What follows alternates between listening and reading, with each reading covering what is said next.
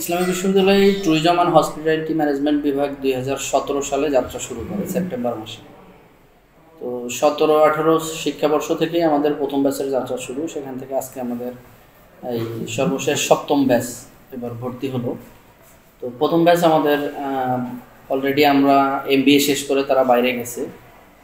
তো সেখানে আমরা যেটা দেখছি যে আমাদের কাছে যে তথ্য আছে সে অনুযায়ী অ্যাবভ 60%, প্রায় 60 ভাগেরও বেশি শিক্ষার্থী জব মার্কেটে নিজেদের একটা অবস্থান করে নিতে পারছে। তারা জবে অলরেডি ইনভলভ কোনো না কোনোভাবে।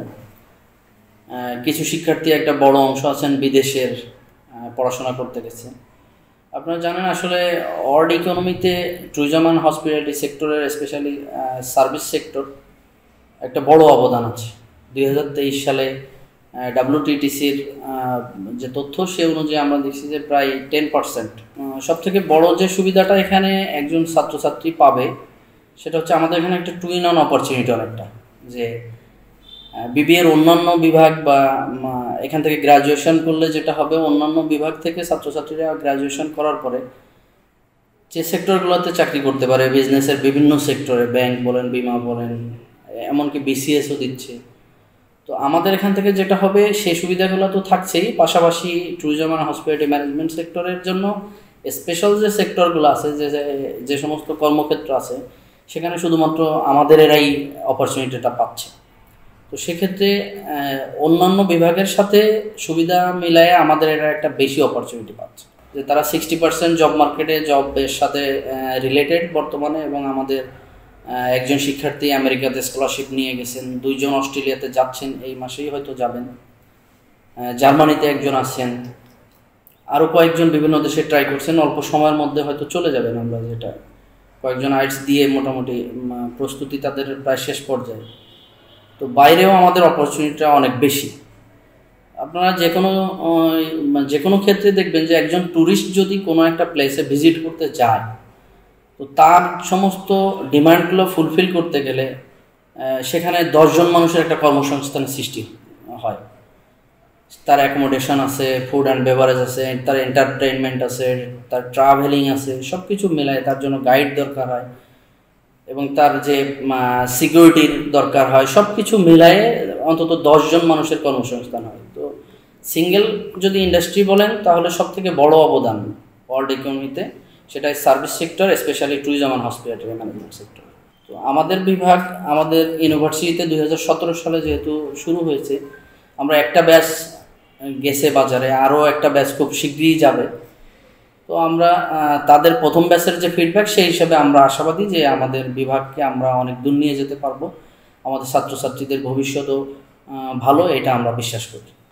আমরা যেটা দেখছি যে ট্যুরিস্ট পুলিশ রয়েছেন, বিভিন্ন জেলায় জেলায় পর্যটন কর্মকর্তা, বাংলাদেশ ট্যুরিজম বোর্ড আছেন, এই সমস্ত জায়গাতে যারা আসলে বর্তমানে দায়িত্ব পালন করছেন, এটা যদি আমাদের ট্যুরিজম সেক্টর থেকে আলাদা ক্যাডার নেওয়া হয় BCS-এ, তাহলে এই জায়গাগুলোতে আমাদের শিক্ষার্থীরা বেশি বেশি সুযোগ পাবেন। তো যেটার একটা অলরেডি আমাদের জানা মতো অলরেডি কার্যক্রম কিছুটা শুরু হয়ে গেছে, অনেক জায়গা থেকে দাবি উঠেছে। তো BCS-এ এটা আলাদা একটা ক্যাডার সার্ভিস যোগ করার একটা দাবি উঠছে এবং এটা নিয়ে কাজ হচ্ছে আমার জানা মতে।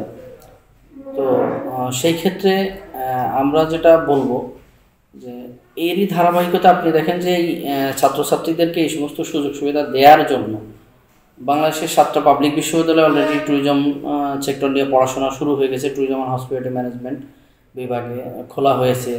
পাবলিক ইউনিভার্সিটির পাশাপাশি বিভিন্ন প্রাইভেট ইউনিভার্সিটিগুলো আলাদা করে ফ্যাকাল্টি, কখনো কখনো আলাদা ফ্যাকাল্টি করা হচ্ছে, কখনো কখনো বিজনেস ফ্যাকাল্টির আন্ডারেই ট্যুরিজম অ্যান্ড হসপিটালিটি ম্যানেজমেন্ট পড়ানো হচ্ছে, ন্যাশনাল ইউনিভার্সিটিগুলোতে পড়ানো হচ্ছে। তো সব কিছু মিলায় ভবিষ্যতে আরও ভালো কিছু হবে, এটা আমাদের বিশ্বাস। এবং আমি আরেকটু যেটা বলবো যে আমাদের বিভাগে আমরা সর্বোচ্চ চেষ্টাটা করে যাচ্ছি। আমাদের শিক্ষক রয়েছেন, আমাদের তারা তাদের সর্বোচ্চটা দেওয়ার চেষ্টা করছেন, কিন্তু আমাদের বিভাগটা আপনারা জানেন যে একটু আলাদা অন্য বিভাগগুলো থেকে। এখানে প্র্যাকটিক্যাল বেসড একটা বিভাগ, ল্যাব কার্যক্রমটা এখানে বেশি, থিওরিটিক্যাল পড়াশোনার পাশাপাশি। তো সেইখানে আমাদের ল্যাবের পর্যাপ্ত স্পেস রয়েছে, কিন্তু আমাদের আসলে ইকুইপমেন্টগুলো এখন আমরা অ্যাভেলেবেল করতে পারিনি।